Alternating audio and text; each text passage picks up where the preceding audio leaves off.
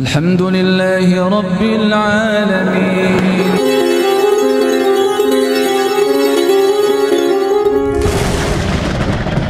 Karena dia tidak percaya bahwa hari-hari berikutnya itu Allah masih menyediakan. Kalau harta yang sekarang ditumpuk itu dikeluarkan untuk beli sapi, untuk beli kambing misalkan, untuk sedekah, untuk membiayai anak yatim misalnya.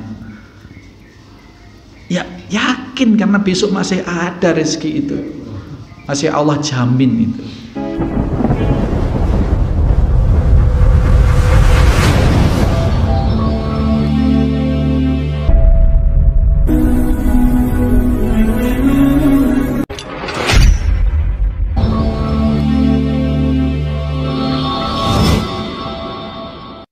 Bismillahirrahmanirrahim. Assalamualaikum warahmatullahi wabarakatuh. Innal hamdalillah nahmaduhu wa nasta'inuhu wa nastaghfiruh wa na'udzu billahi min sururi anfusina wa min sayyiati a'malina may yahdihillahu fala mudhillalah wa may yudlil fala hadiyalah. Asyhadu an la ilaha illallah wahdahu la syarikalah. Asyhadu anna Muhammadan abduhu wa rasuluhu la nabiyya ba'dah. Allahumma salli wa sallim wa barik ala Muhammadin wa ala alihi wa sahbihi wa mawalah. Hadirin jamaah sholat subuh Mushola Al-Hikmah Talkandang Situbondo serta segenap mustami dimanapun berada, rahimani wa rahimakumullah. Tawakal itu tidak menafikan usaha. Sekali lagi, tawakal itu tidak menafikan usaha. Pernah satu saat Rasulullah menegur seorang sahabat ketika dia mau masuk masjid, kemudian ontanya ditaruh di halaman masjid begitu saja. Loh, ontamu kamu kemana kan? Saya taruh di luar ya Rasulullah. Tidak diikat, saya tawakal kepada Allah. Baik buruk ontanya itu saya titipkan kepada Allah. Oh, jangan begitu. Ikat dulu, tawakal dulu, ikat, lalu serahkan kepada Allah. Tawakalnya sudah benar, Pak. Itu, tawakalnya sudah benar. Tapi kemudian tidak berusahanya itu yang kemudian keliru. Sakit tadi, sakit, tawakal dulu. Yang pertama, ketika sakit tawakal.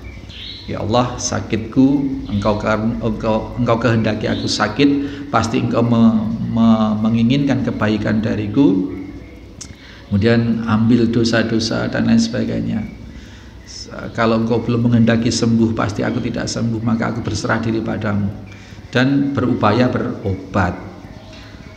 Mau pinter misalkan, mau anaknya jadi hafiz Quran, mau anaknya jadi sarjana, ya tawakal kepada Allah. Tawakal ini selain menyerahkan diri kepada Allah, Pak, maknanya adalah mohon bimbingan kepada Allah. Kalau urusan itu baik menurut Allah, maka kita mohon dilancarkan. Kalau urusan itu tidak baik menurut Allah, maka kita mohon dihentikan oleh Allah dengan cara yang tidak mengecewakan. Ini diusaha, pingin punya anak, ya tadi itu jadi sarjana, hanya tawakal tok, nggak disekolahkan, ya mana bisa, nggak bisa, gitu.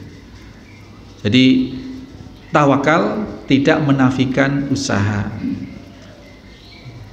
Sehari-hari tidak usaha, tidak bekerja, tidak apapun, saya tawakal, ya nggak ada seperti itu, Pak. Harus alaqah, harus bermaisyah, harus berekonomi, maksudnya harus berupaya menjemput rizki Allah Subhanahu wa ta'ala.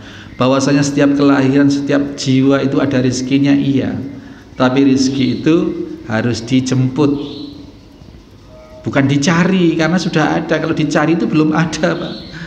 Kalau dijemput itu sudah ada, tinggal kita melakukan syariatnya, melakukan prosedur alamiahnya, sunatullahnya, kita menjemput rezeki itu.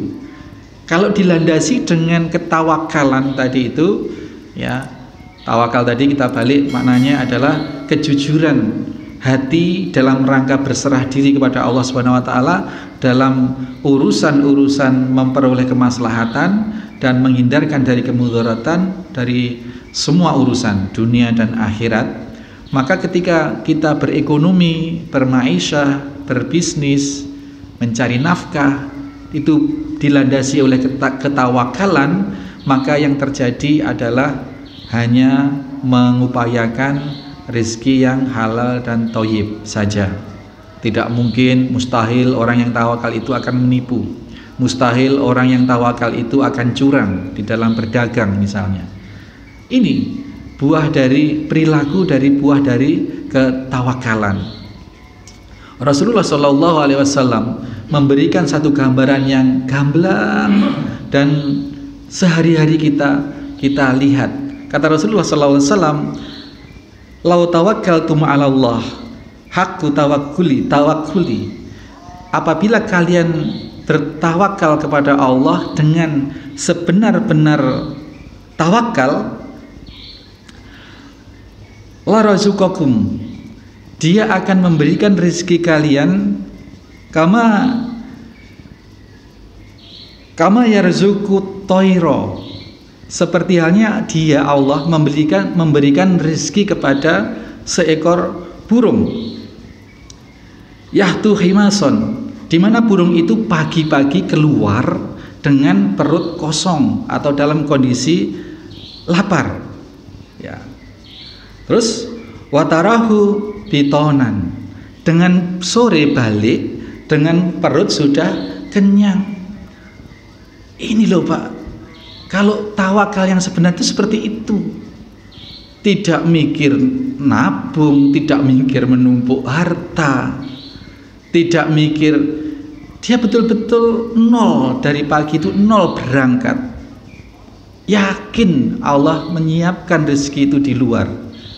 Kemudian dia pulang dalam keadaan sudah mendapatkan rezeki dari Allah itu, bahkan saat anak-anaknya kenyang. Ini musimnya mau kurban. Orang banyak sekali yang menempatkan standar kemampuan itu ambigu, Pak. Kemarin ada flyer tuh lucu itu, antara poligami dan kurban. Kalau poligami itu cenderung orang tidak mampu merasa mampu, sehingga maksa poligami. Sebaliknya Pak, kurban itu orang mampu merasa tidak mampu sehingga tidak mau kurban gitu. Nah sekarang standar kemampuan itu, standar kemampuan itu seperti apa? Apakah kemampuan itu kalau sudah anaknya lulus semua? Apakah kalau sudah anaknya punya rumah semua? Kita bisa membiayai anak kita punya tempat semua. Nanti anaknya selesai Pak, cucu saya belum mentas Ustadz. Habis-habis Pak. Atau saya belum punya ini, saya belum punya itu, saya masih punya gayuan, anak saya belum lulus dan lain sebagainya. Kalau seperti itu standar kemampuan Pak, tidak akan habis-habisnya. Maka sesungguhnya standar kemampuan itu adalah hadis yang barusan kita baca itu dari Rasulullah SAW. Kemampuan seseorang itu adalah sesungguhnya apabila dalam hari itu ada yang dimakan. Sebenarnya itu, kalau dalam hari itu atau dalam bulan Dzulhijjah itu ada yang dimakan, kemudian masih ada kelebihan 2,5 juta 3 juta Pak, itu orang itu sudah mampu meskipun anaknya belum lulus, meskipun anaknya belum punya rumah, meskipun cucunya belum mentas dan lain sebagainya. Ini yang kemudian jadi bias. Maka ya itu tadi, di mana-mana mengatakan saya belum mampu, saya belum mampu. Padahal uangnya di rekening ada. Oh iya Ustaz, itu untuk persediaan ini dan itu dan ini dan itu. Berarti tidak tawakal bahwa besok Allah juga akan masih ngasih rezeki. Coba kalau kita niru perumpamaan seperti yang diumpamakan oleh Nabi tadi, burung. Hari ini ada yang dimakan, sudah. Berarti hari ini selain yang persediaan yang dimakan apa? Kelebihan dari yang dimakan itu, itulah kemampuan kita gitu. Haji misalkan, mau haji, ini saya ulang-ulang Pak, karena ini juga untuk diri saya sendiri. Mau haji, asalkan ada yang dimakan selama keluarga itu ditinggal, masih ada kelebihan harta untuk berangkat haji, berangkat haji Pak, meskipun harus jual sawah, meskipun harus jual mobil.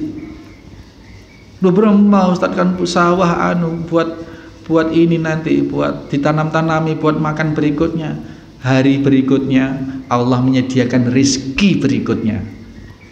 Apa kalau harta itu ditumpuk, kemudian Allah tidak akan memberi rizki berikut? Memberi rizki. Apalagi maaf yang punya penghasilan bulanan besar, ya karyawan, pegawai, itu bahkan sudah kelihatan rizkinya itu. Kedepannya kelihatan. Maka naif kalau ada kata-kata misalkan, ayo infak, ayo kurban yuk, aku urung duwe rezeki saiki. Ada loh Pak kalian, urung enek rezeki, somben lek aku enek rezeki.